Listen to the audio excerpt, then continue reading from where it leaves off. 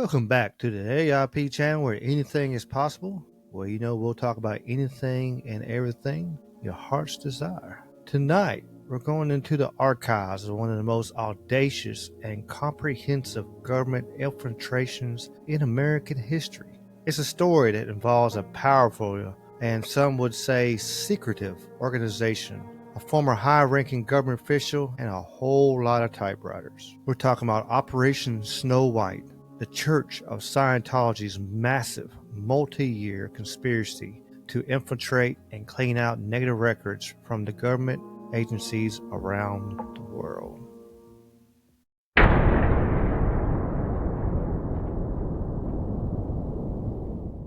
Our story begins in the 1970s. The Church of Scientology, founded by science fiction writer L. Ron Hubbard, was rapidly expanding, but it faced a significant problem: negative press and government scrutiny.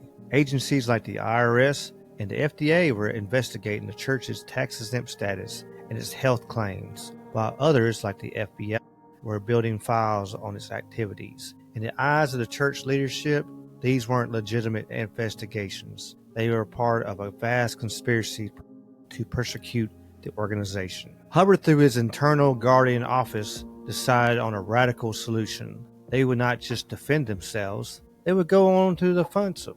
The goal of Operation Snow White was breathtaking in its scope: to identify and destroy any and all negative files on L. Ron Hubbard and the Church of Scientology in government offices. They also planned to get rid of anyone they saw as an enemy of the church. The operation was named Snow White because in Hubbard's twisted fairy tale, the church would clean the earth of these negative files. This one wasn't a one-time thing. It's a methodical, long-term plan with multiple phases. The first step was research. Scientology operatives, using false names and identities, would go to courthouses, libraries, government reading rooms to gather information.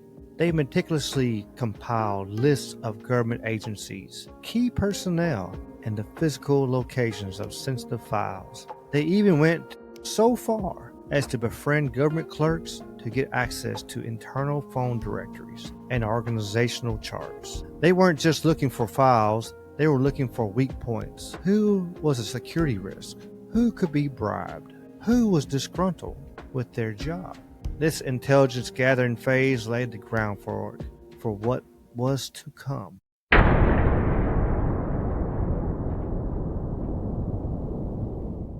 With the intelligence gathered, the church moved on to the next phase: infiltration. This is where Operation Snow White becomes a real spy thriller. Scientology agents were trained to get jobs as low-level clerks, typists, and secretaries in key government agencies. The operation's scope was staggering: infiltration of 136 agencies in over 30 countries, including the IRS, the FBI, the DOJ, DEA, Coast Guard, and even foreign embassies. Up to 5,000 covert agents, so Scientologists posing as employees, stole, copied, or destroyed documents. One of the most infamous infiltrators was a woman named Mary Sue Hubbard, L. Ron Hubbard's third wife. As the head of the Guardian's office, she was the mastermind of the operation and one of the highest ranking people ever indicted for this type of crime. The agent's job wasn't to look like spies. They were supposed to be invisible. They would show up to work every day, do their jobs, and wait for opportunities. And those opportunities came in different forms. Sometimes it was just simply finding a filing cabinet left unlocked. Other times it was using their position to request documents on their own behalf, forging letters from other departments to get access to files, or in one unbelievable case, an agent even offered to alphabetize all the files in a federal office on a weekend, give them unfettered access to all the documents. One of the most significant breaches involved the theft of thousands of pages of documents from the IRS. The goal was to remove any file that mentioned L. Ron Hubbard or the Church of Scientology in a negative light. They didn't just take the documents. documents. They sometimes copied them, and in some cases, they would forge new documents to replace them, creating a completely false record. But the most audacious move was the use of a device that sounds like something out of a James Bond movie. A small, portable camera designed to take pictures of documents. These weren't high-tech digital cameras. They were tiny manual cameras that had to be carefully concealed and operated without anyone noticing. Imagine someone in the 1970s sitting at a desk pretending to read a file, all while snapping pictures with a camera hidden in their briefcase. The films would then be secretly developed, and the documents would be sent back to the Scientology headquarters.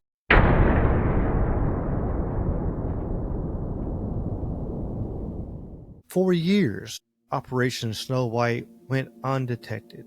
The agents were good at what they did, and the agencies they infiltrated were not prepared for this type of domestic espionage. The break-in, the case didn't come from the savvy FBI investigation. It came from internal betrayal. In 1977, a former high-ranking member of the Guardian's office who had been disillusioned from the church decided to become a whistleblower. He walked into an FBI office and revealed everything. He provided a detailed account of Operation Snow White, naming names, describing the infiltration of government offices, even provided copies of the stolen and forged documents. The FBI, initially skeptical, was blown away by the evidence. They launched a series of raids on Scientology offices in Los Angeles and Washington, D.C.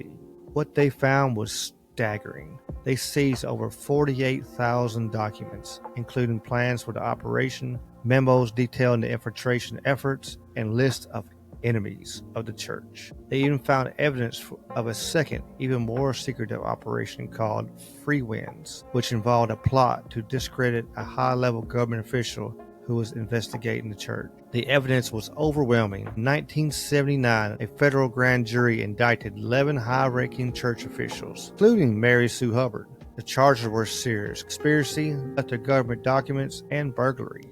The trials that followed were a media sensation. The church claimed that the documents were seized illegally and the entire case was a government conspiracy to silence them. But the evidence was too strong. In 1981, all 11 defendants were convicted. Mary Sue Hubbard was sentenced to 5 years in prison, though she only served a little over a year. L. Ron Hubbard, the founder, was named an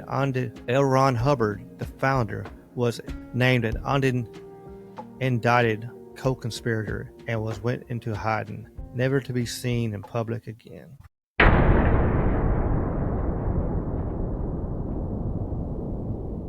Operation Snow White remains one of the most significant cases of domestic spying in American history. It exposed a level of sophistication and audacity that few have ever seen from a non-governmental organization, and a profound impact on the Church of Scientology, leading to the reorganization of the Guardian's office into what is known as the Office of Special Affairs. The case also had a lasting impact on how government agencies handle internal security. While the specific methods of the 1970s are now outdated, the lessons learned from Operation Snow White about vetting employees, protecting sensitive files, and the threat of internal infiltration are still relevant today. For the Church of Scientology, Operation Snow White is a stain on its history, a story of an organization so paranoid about its critics it resorted to illegal and dangerous tactics. For the rest of it, it's a sober reminder that sometimes the greatest conspiracies aren't born in the shadows of a foreign government, but in the heart of a powerful organization on American soil.